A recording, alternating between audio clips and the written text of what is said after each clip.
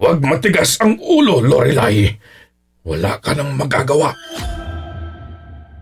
Ikaw ang susunod na magiging inang pinuno ng lahat ng aswang sa lahi natin!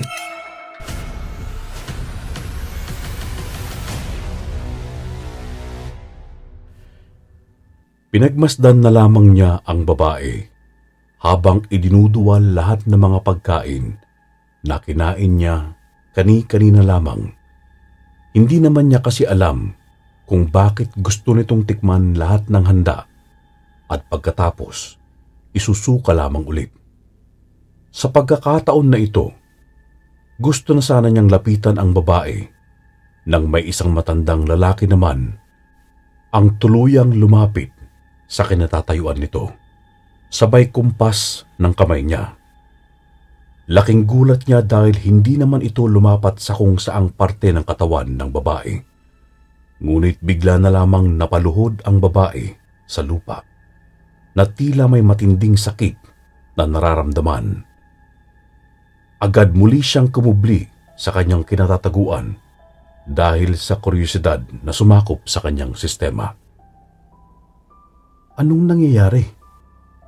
Hindi niya napigilang tanong sa sarili.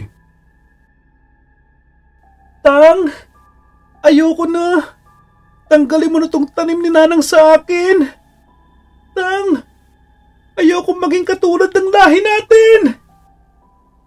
Ikinumpas na muli na matanda ang kanyang kamay, dahilan ulit ng pigil na sigaw ng babae, kahit hindi naman talaga lumalapat ang kamay ng matanda sa kanyang katawan. Huwag matigas ang ulo, Lorelai.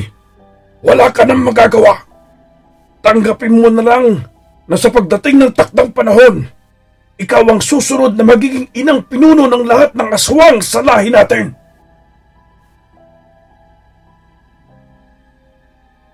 Tahimik lamang si Wilbert habang nakasakay sa jeep papunta sa lugar ng kaibigan na nag-aya dahil festahan daw sa lugar nila ng araw na yon at nagtatagal yon ng 3 araw. Ngayon pa lamang siya pumunta kung kailan huling araw na. Hindi na lamang niya napigilan ang mapabuntong hininga dahil sa totoo lamang kung hindi lamang siya blinakmail ni Rafael, hindi naman talaga siya pupunta. Mas gugustuhin na lamang niya magkulong at magpahinga sa kwarto niya.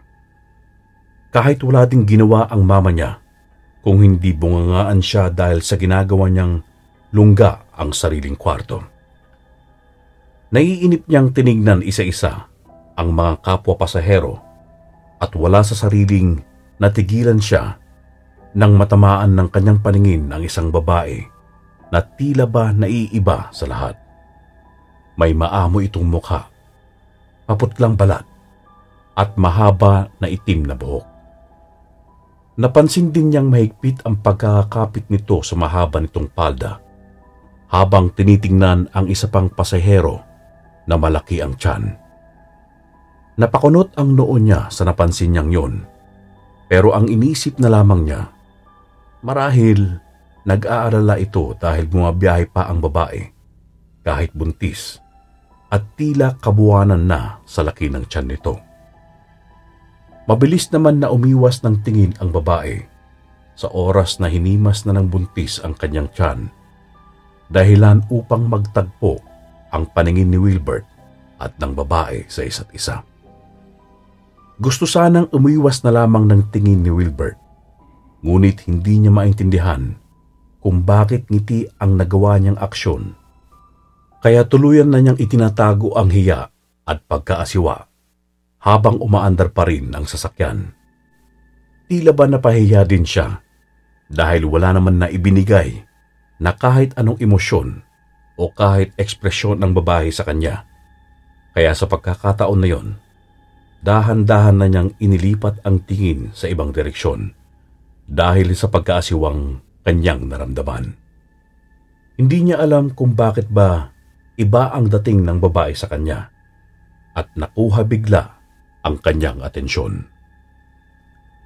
Ilang sandali pa ang lumipas at huminto na ang jeep na nagpapahiwatig na nakarating na sila sa kanilang destinasyon. Isa-isa nang nagsibabaan ang mga pasahero, kabilang din si Wilbert. Agad din naman niyang nakita ang kanyang kaibigan na siyang nagpumilit na lumabas ng kanyang lungga. At nabuhay ang matagal na nahimlay!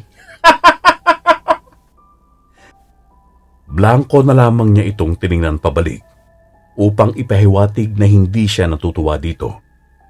Tamad na tamad ang kanyang postura at ang paglalakad niya papalapit sa kinatatayuan ng kaibigan.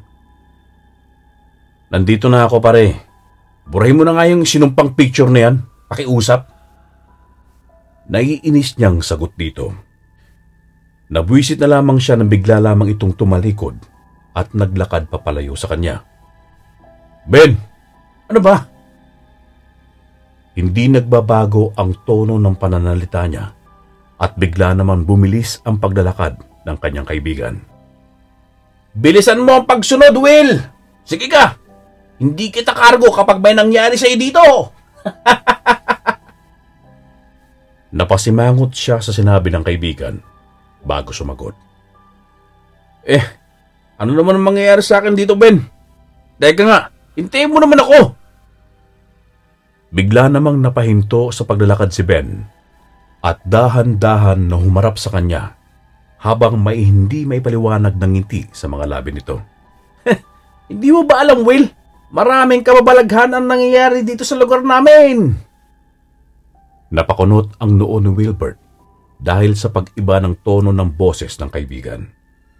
Dahan-dahan din itong lumalapit sa kanya habang hindi nito pinuputol ang pagtitig nito diretso sa kanyang mga mata. Mula sa pagkamatay ng mga hayop, pagkawala ng ibang mga bata, mga hayop na hindi may paliwanag kung ano. Ben, pare, nandito na ako. Hindi mo na ako kailangan hikayatin pa. Mabuti pa, pumunta na tayo sa inyo at magdidilim na oh. Gutom na rin ako. Isusumbong na naman kita kay tita sa mga katarantaduhan mo. Diretsyong litanya ni Wilbert sa kaibigan. Dahilan upang malakas na humalakhak ang kaibigan bago tuluyan na naglakad na muli. Napailing na lang kasi si Wilbert dahil ginagamit na naman nito ang pagiging horror and thriller fan niya para makuha ang interest niya na sumama o tingnan ang isang bagay.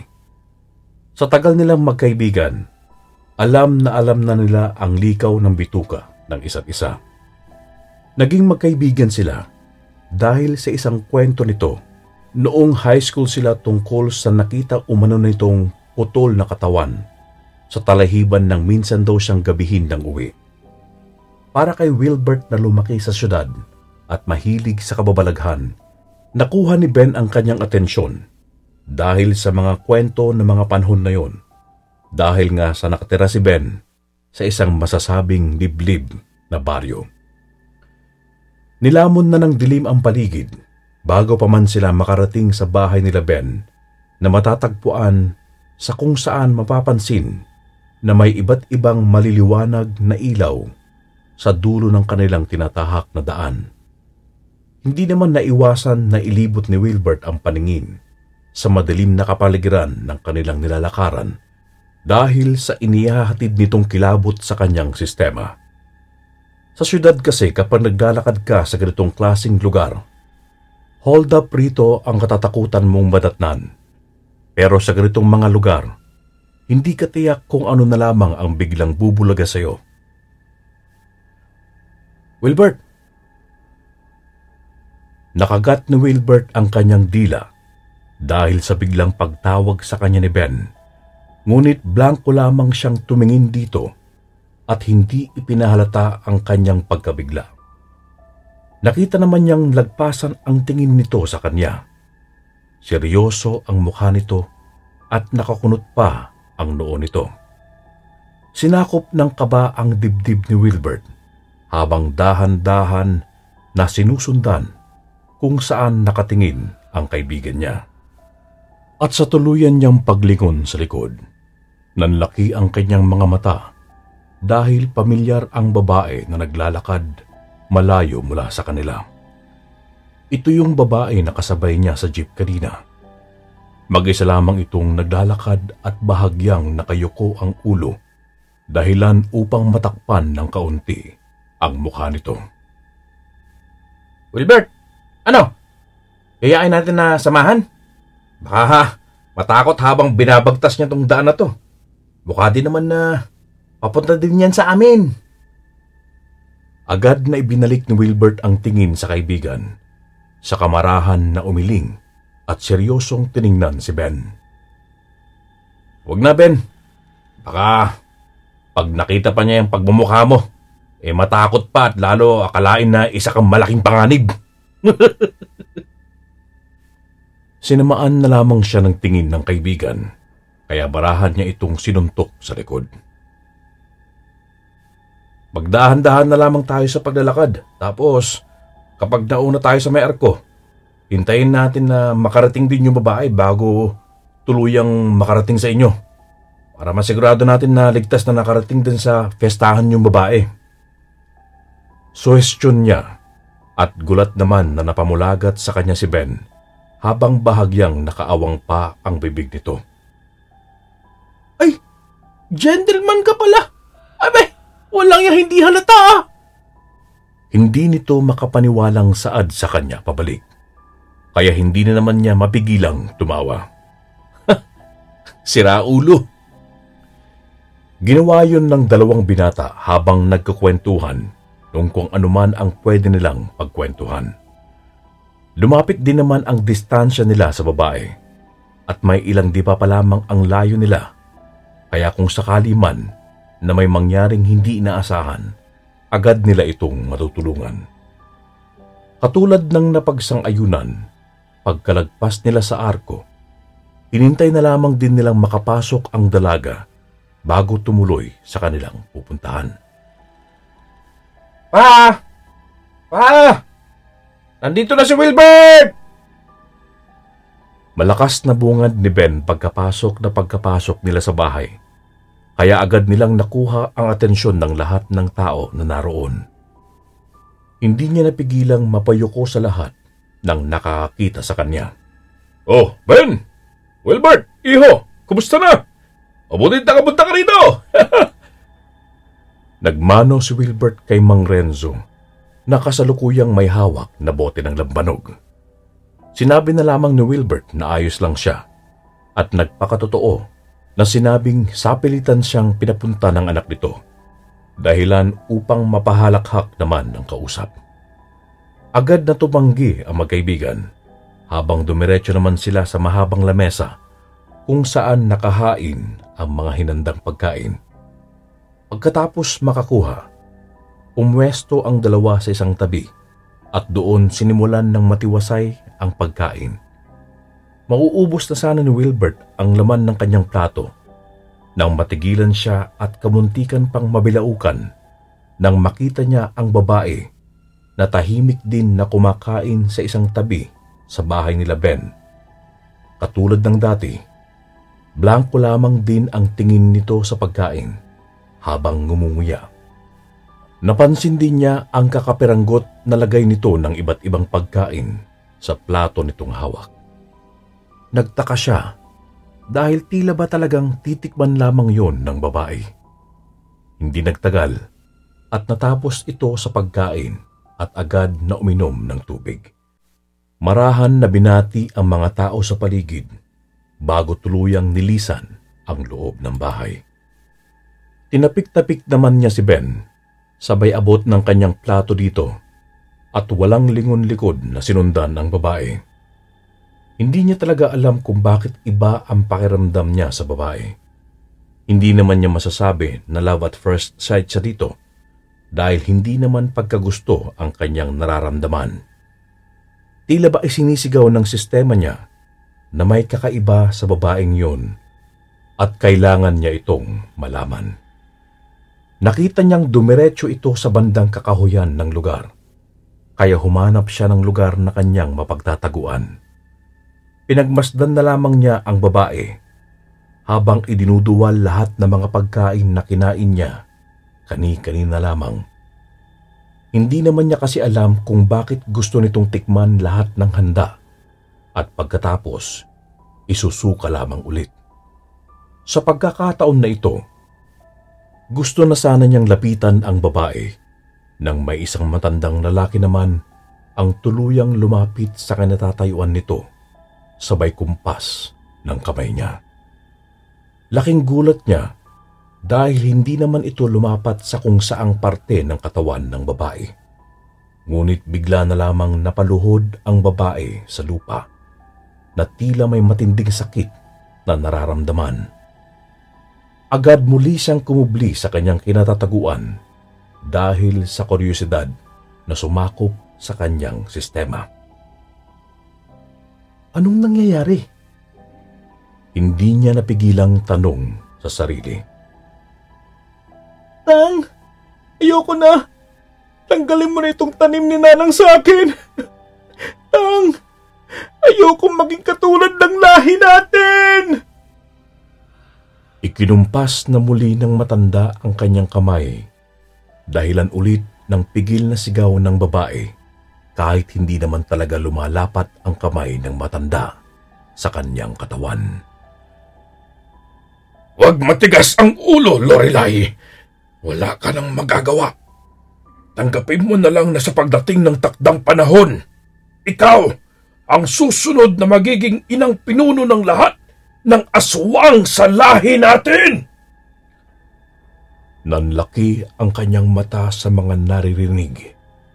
Ngunit kahit na nagsisimula na gumapang ang takot at kilabot sa kanyang katawan, para siyang nalululon sa emosyon ng pagkasabik sa kung ano pa ang malalaman niya, katulad kapag nanonood siya o kaya naman nagbabasa tungkol sa ganitong mga bagay.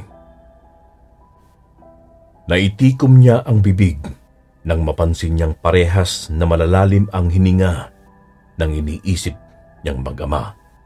Sa tulong ng liwanag ng buwan, napansin din niya ang halos na magkasabayang paghaba ng kanilang mga kuko at ang pagbakas ng mga litid at ugat sa kanya-kanyang mga katawan. Hindi niya mapigilan na lalong mapatutok sa kung ano ang susunod na mangyayari. Nasaksihan niya ang natural na pagkinang ng katawan ng bawat isa sa kanyang harapan. Na tila ba natural na inilalabas ng kanilang katawan ang kung anong likido na lalong nagpaputla sa kanilang mga balat.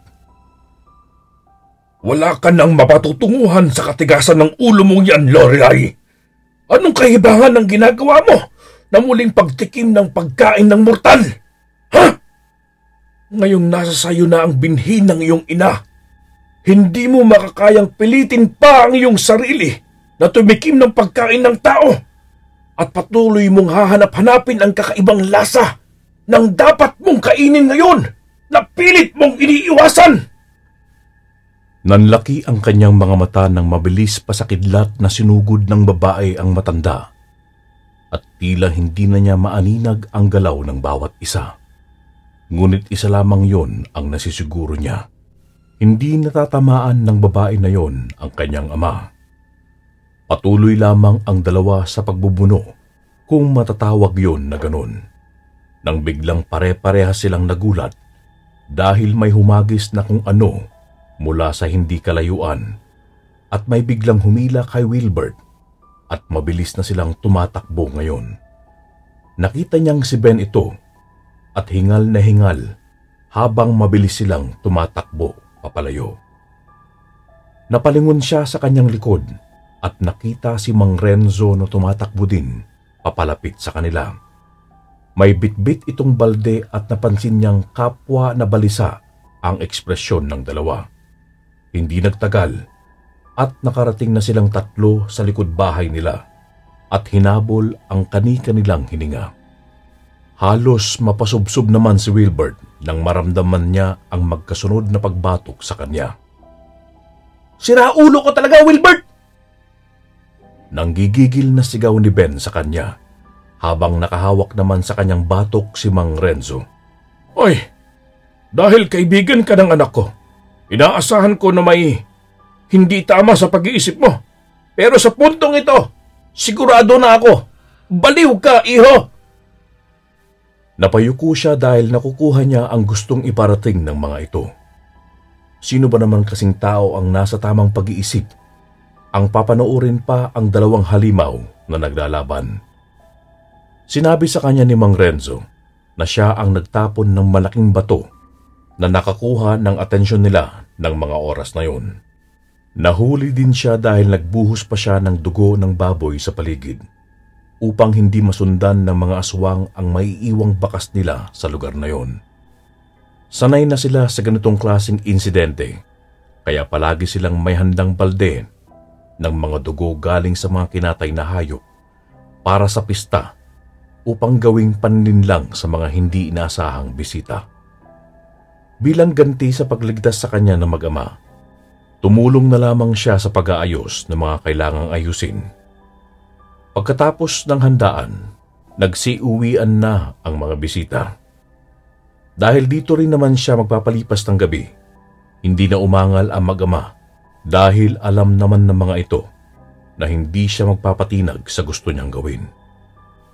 Nang matapos na sila sa pag-aayos at nakapwesto na sila sa kanilang higaan, agad muling napaisip si Wilbert. May pagkakataon naman palang hindi ninanais ang pagiging aswang. Sadyang madalas lamang na wala silang magagawa kung hindi gawin yon para sa kanilang lahi. Agad muling napamulat si Wilbert at nilingon si Ben na naglalaro pa rin sa cellphone nito. Uy, Ben! Burahin mo na yung picture kung nahubaran ako ng short sa jeep. Blanko siya nitong tinignan bago nagsalita. Oy, ungas! Binura ko nung oras na nawawala ka. Baka kasi hindi ka namin abutan na humihinga. Multuhin mo pa ako dahil dun. Seryoso nitong Saad, kaya ipinikit na muli na niya ang mata at nagpasakop sa pagod ng kanyang katawan dahil sa lahat ng kanyang naranasan at nasaksihan. Nagpakawala na lamang siya ng isang malalim na buntong hininga at ipinikit na ang mga mata. Hindi niya inaasahan na makakasaksi siya ng pagbisita ng aswang sa fiestahan. Ako po si Noel at ibabahagi ko ang aking karanasan tungkol sa mga aswang na mapanlinlang na tinatawag nilang mga bangkilan. Taong 1980, unang sabak ko sa giyera sa Mindanao. Kalaban namin ang mga Moro o mga Muslim. Doon ako unang nakakita ng taong patay na walang mga ulo, kamay at paa. Doon din ako unang nakaamoy ng isang bangkay habang buhat namin. Halos 2 araw ng mga patay. Naambush sila habang nagroronda sa gitna ng gubat. Huli na kaming dumating dahil naubos silang lahat nang patayin ng kalaban naming mga Moro. Habang nagbubuhat kami ng mga bangkay, ay inabot na kami ng dilim sa daan at malayo pa ang aming sasakyan. Hindi kasi makapasok sa masukal na daan dahil sa naglalakihan ang mga punong kahoy. Habang naglalakad at buhat-buhat namin ang mga bangkay, ay bigla kaming nakaramdam ng matinding kilabot. Ang isang kasamahan namin ay bigla na lang sumigaw. Dadaan lang po kami sa teritoryo ninyo, mga kaibigan. Kinuha lang po namin ang bangkay ng mga kasamahan namin. Sana'y wag na po kayo sumunod sa amin. Malakas ang tinig na pakiusap ni Jorge. Ano ang nakikita mo, Jorge? Biglang tanong ni Kapitan Rodriguez. Alam niya na may kakayahan itong makakita ng mga nilalang na hindi nakikita ng normal na tao. Ang mga mapanlinlang na mga aswang po, sir! Seryosong sagot niya. Nang marinig ng aming mga kasama ang sinabi ni Jorge, ay sabay-sabay silang naghagalpakan ng tawa. Nilapitan ko si Jorge dahil kahit ako ay hindi pa nakakita ng aswang, kaya hindi rin ako naniniwala. Bok, Totoo ba na nakikita mo mga aswang na sumusunod sa atin ngayon? Tanong ko sa kanya. Kami lang ni Kapitan ang bukod tanging hindi tumawa. Oo, Bok. At gusto nilang kunin sa atin ang mga dala nating bangkay. Ang ibang parte na nawawala sa mga bangkay na dala natin ngayon ay sila ang may gawa. Dahan-dahan nila itong kinakain. Sagot niya sa akin habang ginagala ang kanyang paningin sa buong paligid. Sa narinig ay ginapangan ako ng kilabot sa buong katawan. Kaya pala wala na ang ibang parte ng katawan ng mga pinaslang na sundalo nang matagpuan namin sila. Hinala namin ay baka kinain ng mabangis na hayop ang ibang parte ng kanilang katawan. Nagpatuloy kami sa paglalakad habang wala pa ring humpay sa pagtawa ang mga kasamahan namin. Hindi namin napansin na mali pala ang daan na tinatahak namin. Ilang sandali ang lumipas ay muling nagsalita si Jorge at tila ba'y takot na takot. Mga kaibigan, wala kaming balak na makipaglaban sa inyo. Ang nais lang namin ay maihatid namin ang mga bangkay ng mga kasamahan namin sa kanilang mga pamilya. Ngayon ay nagduluksa na sila sa pagkawala ng kanilang mahal sa buhay.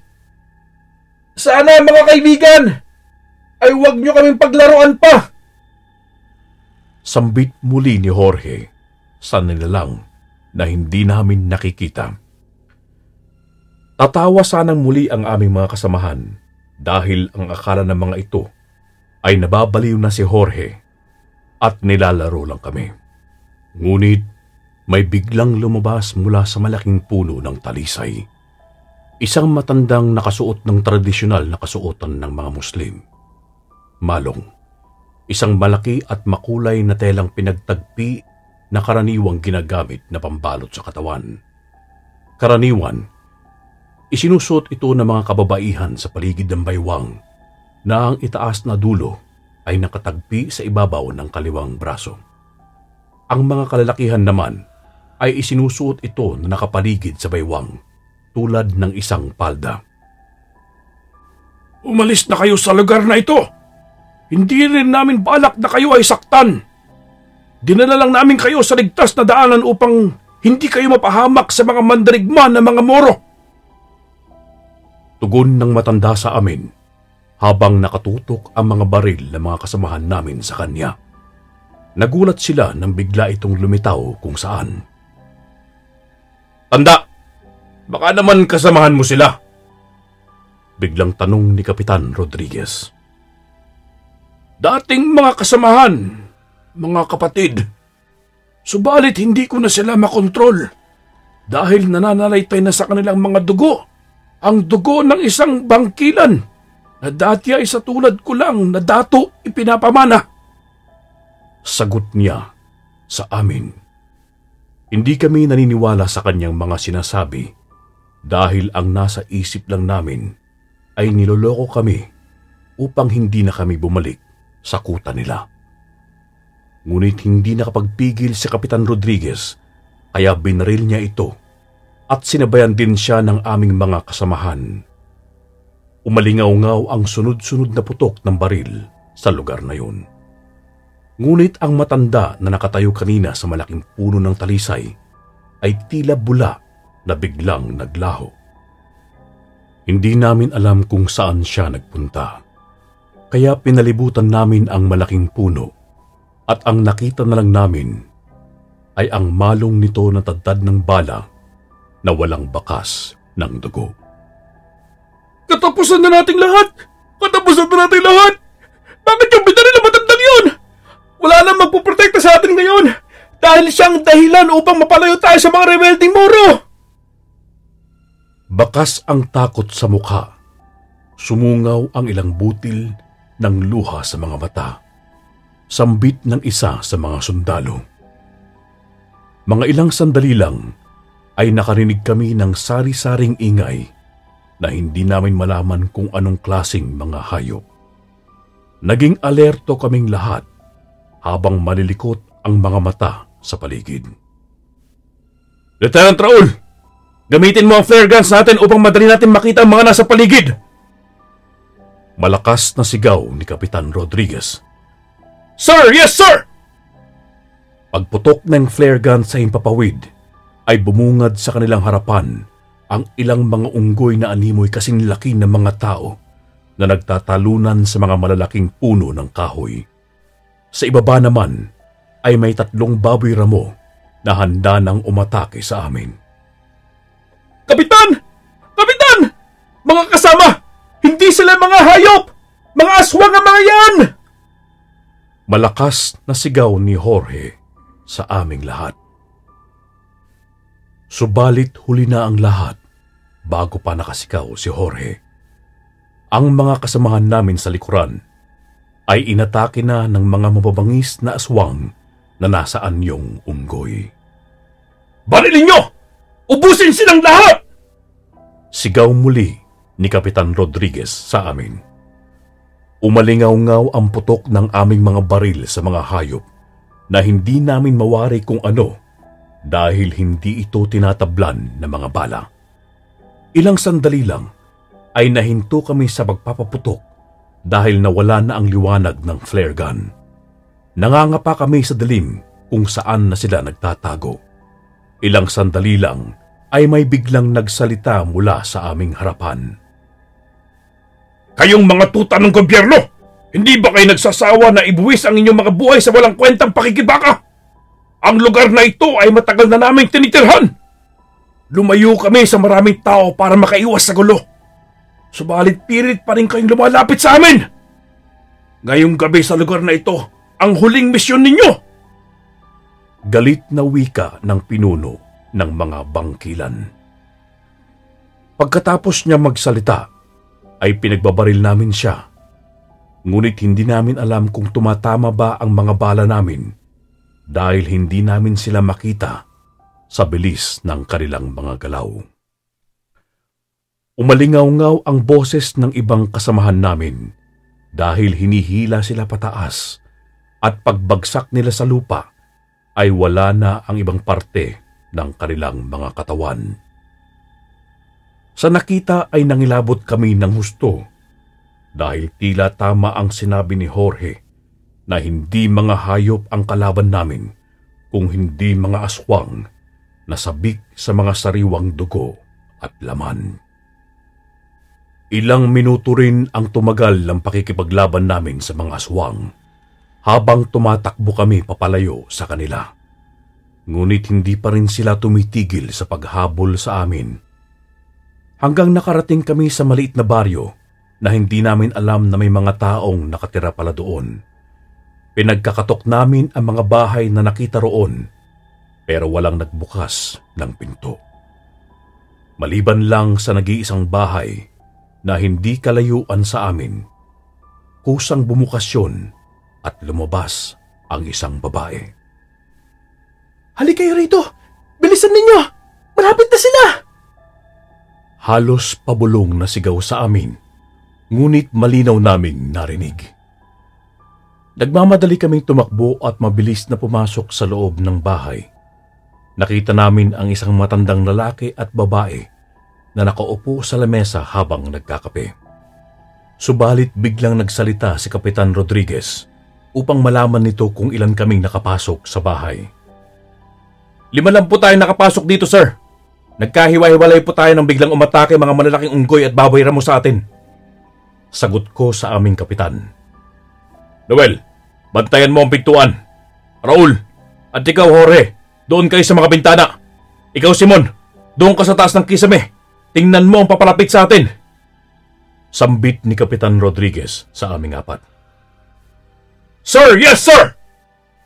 Sabay-sabay na sagot namin sa aming kapitan.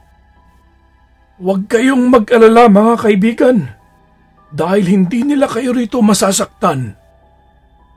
Biglang wika ng matandang lalaki sa aming 5. Ano bang mga nilalang ang umatake sa aming tanda? Tanong ni Kapitan Rodriguez. Sila ang mga bangkilan. Isang uri ng mga aswang na mapandin lang. Kaya nilang gayahin ng mga hayop tulad ng unggoy, baboy ramo, uwak, at kahit ang katangian ng isang tao. ay kaya nilang gayahin kung kanilang nakain ang laman at ang puso ng kanilang mga biktima. Sagot ng babaeng matanda sa amin. Paano namin sila mapapatay, Tatang? Biglang singit ko. Hindi mawala ang takot na lumukob sa akin. Ayoko pang mamatay. Hindi sumagot ang matanda sa tanong ko sa kanya. Bagkos ay maitinuro na isang bote na may lamang lana. Kinuha yun ng babaeng tumawag sa amin kanina. Pagkakuha ay nilagay sa harapan ng matandang lalaki. Akin na ang mga patalim ninyo at ang mga bala ng inyong baril. Ang laman ng boteng ito ang siyang makakapatay sa mga bangkilan dahil mayroon itong mga butil ng bigas na tinawag naming mutya ng bigas at lana na gawa noong Biyernes Santo at ito lang ang bukod tanging makakasugat sa balat ng mga bangkilan kung nasama ito sa inyong mga sandata. Sambit ng matandang lalaki sa aming 5. Kaya yon ang ginawa namin. Pinalagyan namin ng lana ang aming mga sandata. Kahit hindi namin alam kung may katotohanan ba ang sinasabi ng matanda sa amin. Ilang sandali pa ay biglang may malakas na kumatok sa pintuan. Sa lakas ng paraan ng katok ay halos mag-iba yun. Tay! Tay! Ako to! Si Abdul! Buksan mo ang pinto at may kukunin lang ako sa loob! Pagpapakilala ng nasa labas. Pamilyar ang boses nito sa aming pandinig dahil ito rin ang taong nagsalita kanina bago kami atakihin ng mga aswang. Kaya nakahanda na ang baril namin kung sakali mang may pumasok sa loob. Subalit biglang nagsalita ang matandang lalaki. Abdul, anak! Ibalato man na lang sila sa akin. Tama na ang pagpatay ninyo sa mga sundalong walang kalaban-laban sa inyo. Anak, umalis na tayo sa lugar na ito at mamuhay na ng tahimik sa ibang lugar. Sagot ng matandang lalaki sa taong kumakatok sa labas. Nagimbal kami dahil tinawag niya itong anak. Ang ibig sabihin ay isa rin siyang bangkilan. Kaya tinutok namin ang aming mga baril sa kanila. Baka isa lang itong pain upang maubos kaming lahat. Ngunit bigla namang sumagot ang anak nito sa labas ng bahay. Itay! Hindi ka ba nagsasawa na lagi lang umaalis sa lupang kinagisnan natin? Bakit tayo matatakot sa mga tao? Alam naman natin na wala silang laban sa tulad nating mga bangkilan. Sawa na ako tayo sa laging pag-iwas sa kanila. Dahil sila mismo ang lumalapit sa atin! Sagot nito sa kanyang ama. Hindi na muling sumagot ang matanda at nagkatinginan lang kami sa loob ng bahay habang nakatutok ang mga baril namin sa kanila. Ilang sandali lang ay tumahimik ang buong paligid at isang boses na animoy umiiyak ang biglang nagsalita sa labas ng bahay. Sir! Mga kasama! Tulungan ninyo ako! Ayoko pang mamatay! Maawa kayo sa akin! Tinig ng aming kasamahan na nasa labas. Huwag kayong lalabas dahil pain lang yan ng kapatid ko. Hindi sila makakapasok dito sa loob ng bahay kung hindi natin sila papapasukin. Kailangan ng taong mag-iimbita sa kanila mula rito sa loob ng bahay upang makapasok sila. Biglang sambit ng babaeng anak ng 2 matanda sa amin. Subalit hindi nakinig si Raul at binuksan nito ang pinto at nagmamadaling pinuntahan ang aming isang kasamahan. Kaya nagulat kami nang walang umatake sa kanya kahit isang aswang at tagumpay niyang nakuha ang aming kasamahan. Subalit sumigaw ang matandang lalaki. Isarado niyo na ang pinto! Hindi yan ang kasamahan ninyo! Sigaw ng matanda at mabilis na tumayo para utusan ako na isarado ko ang pinto.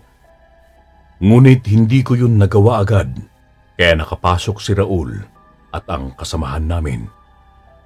Ngunit biglang tumawa ang kasamahan naming sugatan na parang isang demonyo at agad na dinukot ang puso ni Raul. Sumigaw ito ng malakas upang papasukin ang lahat ng mga bangkilan na naghihintay lang sa kanyang hudyat. Tumuloy na kayong lahat, mga kapatid! Sigaw nito at nagbago ng anyo bilang isang malaking baboy ramo. Hindi pa siya nakakatapos sa pagbabagong anyo, ay binaril ko na siya sa ulo. Ilang sandali lang ay biglang nagliyab ang kanyang katawan, kaya halos natulala ang lahat ng mga bangkilan. Hindi nila akalain na tatablan ng bala ng baril ang kanilang kasamahan. Sobrang galit ni Abdul sa kanyang ama dahil sinabi nito kung paano sila mapapatay. Itay! Bakit ka nagtraidor sa mga lahi natin, Itay? Bakit? Galit na sigaw ni Abdul sa kanyang ama. Anak, patawarin mo ako. Sobra na talaga ang ginagawa niyo. Masahol ba kayo sa mga hayop?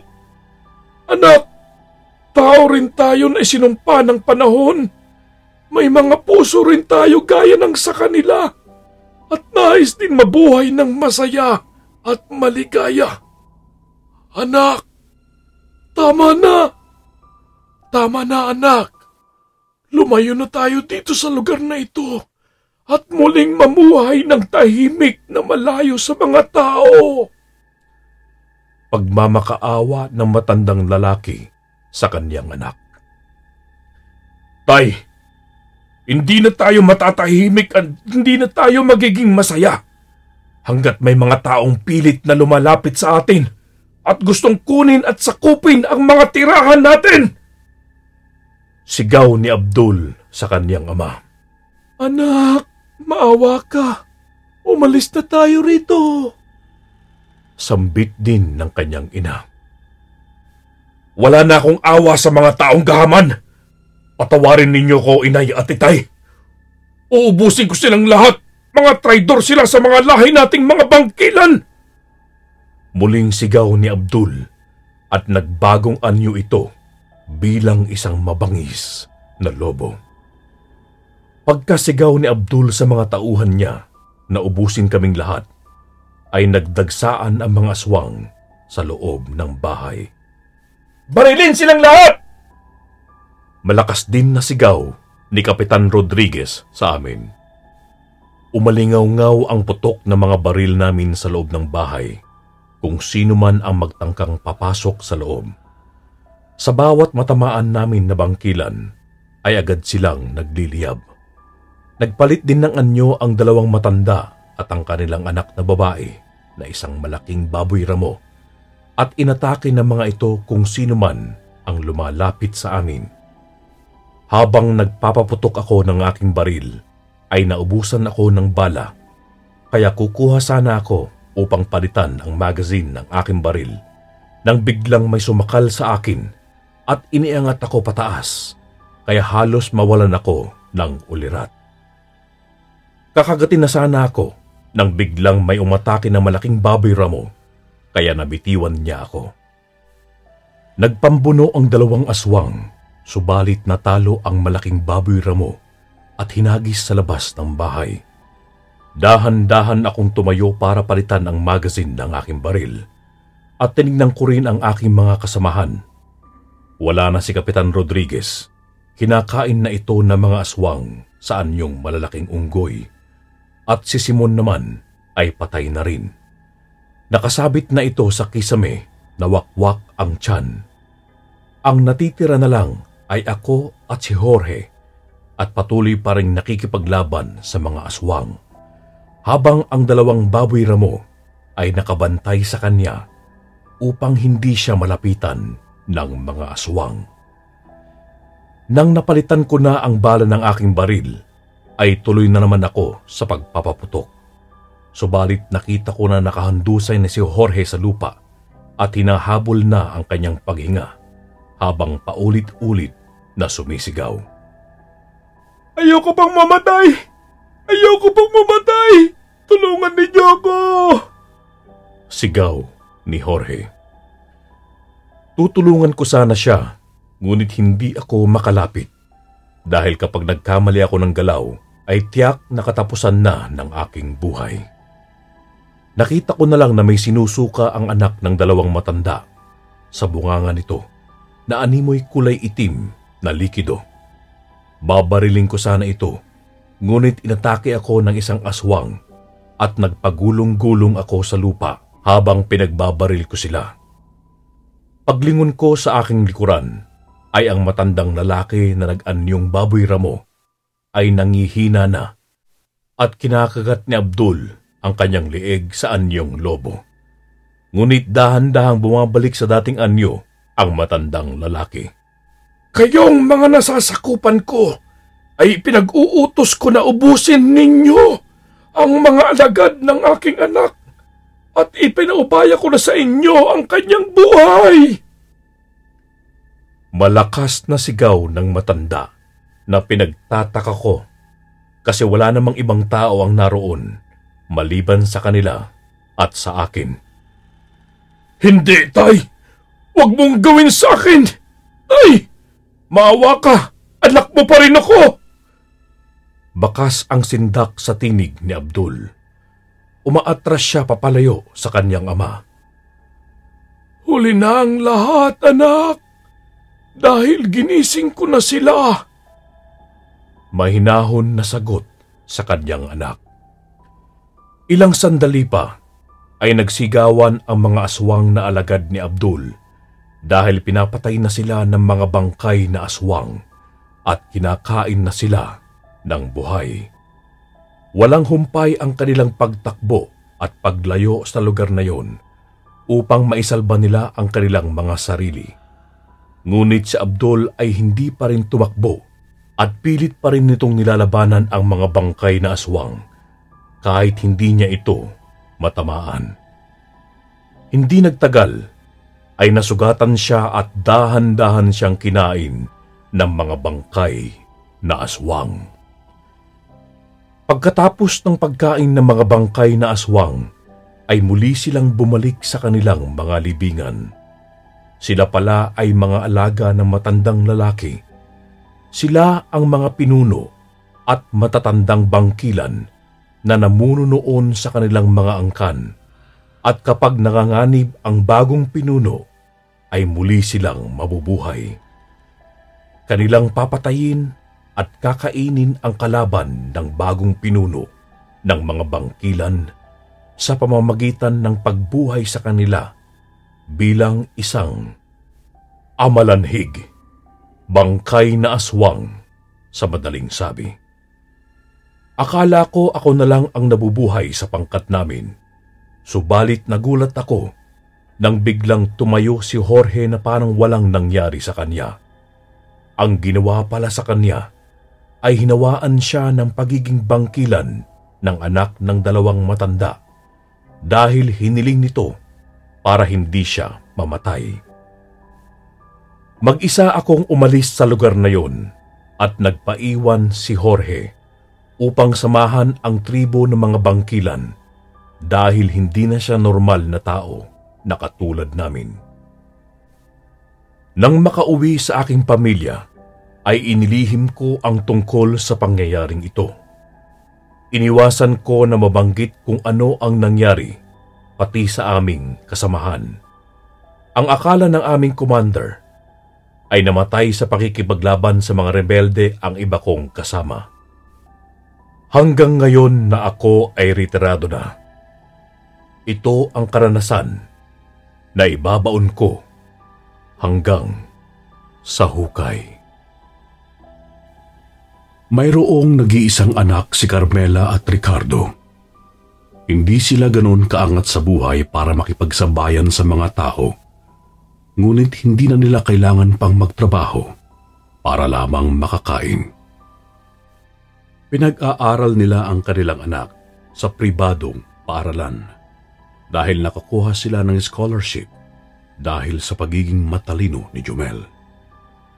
Literal na may kaya lamang sa buhay at mayayaman ang may kakayahan na makapag-aral sa ganoong klase ng paaralan. Pamahalan ng gamit at pagandahan ng sapatos. Masaya naman ang mag-asawa dahil sa pagiging kontento ng kanilang anak. Palagi itong umuuwing masaya dahil sa mga ngiti nito sa labi. Hindi rin nakakalipas ang araw nang wala itong naipapakitang mataas na score sa kanyang mga magulang. Alam ni Jumel kung ano ang kanyang ina at ama, maging ang kanyang pagkatao. Ang mahalaga, hindi nila ito ginagamit sa kasamaan at pananakit ng kapwa, gaya ng ibang pamilya na katulad nila. Likas na maunawain at maintindihin ang mag-asawa. Ang pinakaayaw lang nila sa lahat, yung aapihin ang kanilang nag-iisang anak.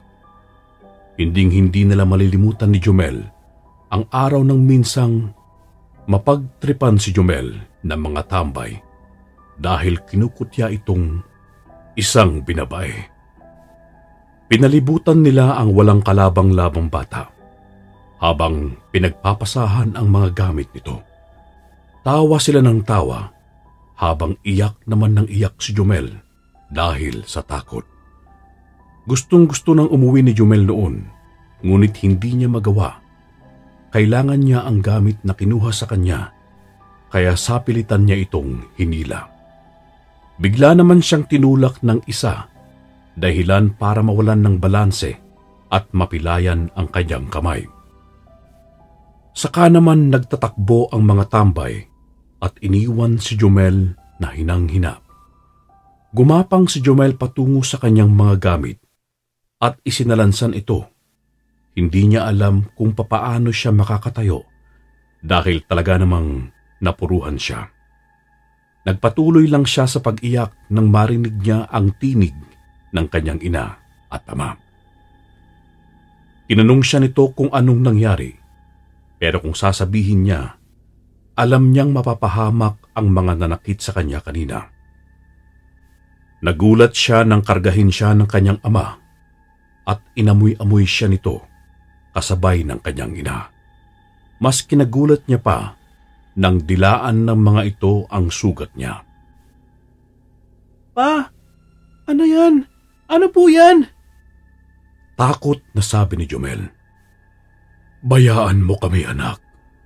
Ipaghihiganti ka namin. Pagkatapos nun, agad nang inuwi ng mag-asawa si Jumel. Hinilot at inasikaso na siya ng kanyang ina at saka pinatulog. Pinilit ni Jumel matulog ngunit hindi niya magawa. Pilit niyang hinahanap ang antok ngunit hindi niya makita. Nagtalokbong siya ng kumot at tumagilid. Bigla niyang narinig ang usapan ng mga magulang na sinasabing, "Bilisan mo, magpahid ka na ng langis." Rinig niya sa kakaibang boses ng kanyang ama. Kasunod noon ang pagbigkas nila ng kakaibang mga lingwahe. Halos 3 minuto silang ganon bago marinig ni Jumel ang lagabog na pagsara ng pintuan. Alam na niya ang mangyayari. Pinili niyang hintayin ang pag-uwi ng kanyang mga magulang. Hindi niya namalayan ang kanyang pagkatulog. Nalimpungatan siya sa hingal na kanyang narinig. Alam niyang mga magulang na niya yon. Kinabukasan pagkagising niya para pumasok sa paaralan, bumungad sa kanyang harapan ang sobrang sarap na mga putahe sa lamesa. Nakangiti sa kanya ang kanyang ina habang inaaya siya nitong kumain. Agad siyang nagtaka at nagtanong kung anong meron at saan galing ang lahat. Sumagot lamang ang kanyang ama. "Mamaya paglabas mo, malalaman mo, kaya sige na anak. Kumain ka na. Nalinis namin ng mabuti yan." Sinunod naman ni Jumel. Kumain siya ng kumain. Binigyan din siya ng kanyang ina ng isang baunan para paglagyan ng kanyang uulamin sa tanghalian. Masayang lumabas ng bahay si Jumel at naglakad patungong paaralan. Nang medyo makalayo sa kanilang bahay, nakakita siya ng mga barangay tanod na tila may hinahanap. Lumapit ang isa sa kanya at nagtanong, Iho, napansin mo ba itong mga kalalakihan na to? Kagabi pa kasi nawawala eh. Huli raw sila nakita dito sa lugar na ito. Baka napansin mo. Nagulat si Jumel nang makita ang larawan ng mga tambay. Ito yung mga nanakit sa kanya kahapon lamang. Doon niya napagtanto kung sino-sino ang inulam nila kanina. Mas pinili niyang magpatay mali siya at sinabing, Hindi po, Manong. Hindi ko po sila kilala. Nagpatuloy siya sa paglalakad at nang marating ang paaralan, masaya itong umupo at nagbasa muna dahil hindi pa naman simula ng klase. May napansin siyang kaklase na nakatitig sa kanya at nakangisi. Nginitaan niya ito pabalik. Hindi pamilyar sa kanya ang kaklase, kaya nagtanong-tanong siya. Bagong lipat na estudyante daw yun. At dahil sa sobrang kapilyuhan, isinuka na ng kanyang dating paaralan. Nakaramdam ng takot si Jumel. Ayaw niyang may manggulo ulit sa kanya dahil kapahamakan ang kapalit nito. Gustuhin niya man, ngunit hindi talaga niya kayang pigilan ang kanyang mga magulang sa pagprotekta sa kanya. Sumapit ang lunch break. Tahimik na kumakain si Jumel sa kanyang pwesto nang bigla siyang lapitan ng bago nitong kaklase na kilala sa pangalang James. Tinanong siya nito kung anong ulam niya. Masayang sinagot ni Jumel yun ng, Sinigang na baboy. Talaga? Pahingi nga ako. James, hindi kasi pwede. Pagtanggi ni Jumel, alam niya kasing pupwede niyang mahawaan sa pagiging aswang si James kung sakaling bibigyan niya ito. Napakadamot mo naman. Kala mo naman napakasarap ng pagkakaluto niyan. Pasensya na. Ayoko ng gulo, James. Bakit? Siguro totoo nga sinasabi ng mga tao dito, no? Siguro binabae ka, no? Ha? Binabae lamya? Ay! Umalis ka na. Hayaan mo akong kumain. Halata namang mas masarap yung ulam mo eh. O sige, aalis ako. Buong akala ni Jumel ay ayos na. Wala ng problema at walang away. Ngunit bago pa tumalikod si James, sinanggi nito ang baunan ni Jumel, dahilan para matapunan ang uniforme nito. Uy! Napakalamya mo talaga. Bakit hindi mo sinalo? Pangangantyaw ni James. Ano ba, James? Sinabi kong ayaw ko ng gulo eh. Mahirap bang intindihin yon? Ano nga ulit? Ano yun? Wala akong naririnig ah. Dahil sa ingay na kanilang ginawa, naagaw nito ang atensyon ng lahat. Mayroong nakikantyaw, meron namang pinagtatanggol si Jumel, hanggang sa naabutan sila ng kanilang guro at nasaksihan ng kalagayan nila. Lumapit ito at nagtanong. Sasagot na sana si Jumel nang bigla itong unahan ni James. Ma'am, siya po kasi. Naglalakad lang naman po ako sa unahan. Tapos bigla niyang hinila yung damit ko. Tapos natapon po yung laman ng baunan sa kanya. Jumel, totoo ba yung sinasabi ni James? Hindi dapat ganyan turnato ng bagong kaklase. Ma'am, hindi po totoo yung sinasabi ni James. Sapat lang po ang ulam ko sa maghapon upang hindi ako magutom habang nagkaklase. Hindi ko lang naman po siya nabigyan kaya siya nagalit sa akin. Ay nako, hindi ko alam kung sinong papaniwalaan. Bukas na bukas gusto kong dalhin niyo mga magulang niyo. Sa guidance tayo mag-uusap. Hindi naman na nag-atubili pa si Jumel na magsabi sa kanyang mga magulang para pumunta sa paaralan. Dahil alam niya sa kanyang sarili na hindi siya ang nanguna. Sumapit ang kinabukasan. Malakas ang loob ni Jumel kasama ang kanyang mga magulang na dumiretso sa guidance Sila pa lang ang naroon. Wala pa si James at ang kanyang mga magulang. Nagantay sila ng halos 20 minuto bago dumating ang mga ito. Nagsimula na ang usapan. Busit na busit si Jumel dahil pinipilit talaga ni James na si Jumel ang nanguna. Ramdam na ng guro ang galit ng dalawang bata kaya ang mga magulang na nito ang pinag-usap. Hindi naman ho kasi magagawa ni Jumel yan. Sa tagal niya sa paaralan na to, kahit minsan wala pa siyang nakakaaway. Wika ng tatay ni Jumel. Kasi binabai ang anak mo. Hindi nga may pagtanggol yung sarili niya sa anak ko eh. Sagot naman ng tatay ni James. Mag-ingat ka sa sinasabi mo. Marahil malambot gumalaw ang anak ko, pero di hamak na mas malakas pa yan sa'yo. Hindi ako masisindak na mga mahihirap na kagaya ninyo.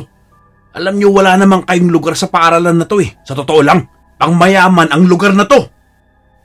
Mawalang galang po. Nakapasok ang anak ko dito dahil matalino siyang bata.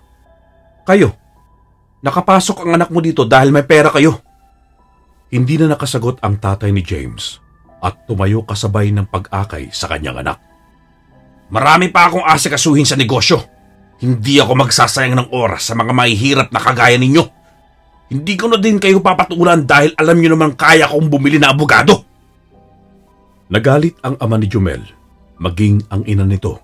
Mas pinili na lang umabsent ni Jumel sa araw na yon para sumama sa kanyang mga magulang na umuwi. Ayaw na niya ng gulo, pero alam niya sa sarili niya ang kahihinatnan ng pamilya ni James sa oras na kumagat ang dilim. Hindi na niya pipigilan ang kanyang mga magulang dahil sa pangmamaliit nito sa kanila. Sumapit ang gabi. Gustong sumama ni Jumel, kaya binagbigyan siya ng kanyang mga magulang kahit pabata ito. Malakas ito at maraming abilidad. Sinundan nila ang amoy ni James at dinala sila nito sa isang malaking bahay. Mayroong 2 bantay sa labas. Pinaubayan na lamang ng mga magulang ni Jumel sa kanya ang mga ito. Dahan-dahang gumapang si Jumel sa likod ng isang gwardya at saka ito sinaksak gamit ang nagtutulisan nitong mga kuko. Paghugot niya, sumabay na dito ang mga lamang loob. Ganon din ang ginawa niya sa isa pang gwardya. Mas napadali ang kanilang pagpasok dahil walang mga katulong sa bahay na yon at tanging si James at ang mga magulang niya lamang. Dinala sila ng kanilang pang-amoy sa 2 palapag ng bahay. Bumungad sa kanila ang tulog na si James. Hinayaan at pinanood ng mga magulang ni Jumel kung papaano nito kikitilan ng buhay ang batang nagpahamak sa kanya. Ginising nito si James sa pamamagitan ng pagbulong nito. Dumilat si James at talaga namang nasindak ito sa kaanyuan ni Jumel. Nagwika pa si Jumel ng, Kamusta? Mas malakas pala talaga ang pamilya mo sa amin, ano? Sabay saksak ng kuko nito sa tiyan ni James. Pinili niyang hindi ito masagad upang hindi muna bawian ng buhay si James at madama pa nito ang sobrang sakit na pakiramdam. Naghihiyaw ang bata sa sobrang sakit at narindi ng sobra si Jumel dahil sa ingay. Ibinuka niya ang kanyang bunganga. Bumungad kay James ang mga pangil nito at agad namang sinakmal ni Jumel ang tiyan ni James at pinagkakain ang mga lamang loob nito. Sa kabilang banda, ang mga magulang naman ni James ang nilalantakan ng mga magulang ni Jumel. Sinigurado nilang walang maiiwan na ebidensya o kahit anong patunay na aswang ang pumatay sa mga ito. Nag-iwan sila ng bakas ng mga dugo at kutsilyo para lumabas na pinatay ito ng tao. Masaya silang umalis dahil nakapaghiganti sila. Sumapit ang kinabukasan. Nag-anunsyo ang kanilang guro sa nangyari kila James. Brutal daw ang nagawang pagpatay sa mga ito. Sindikato at mga magnanakaw raw ang posibleng gumawa nito. Tikom man ang bibig ni Jumel. Ngunit naghihiyawan naman ang kanyang mga kalamnan sa sobrang saya dahil naibsan na ang kanyang galit at naibsan rin ang kanyang gutom.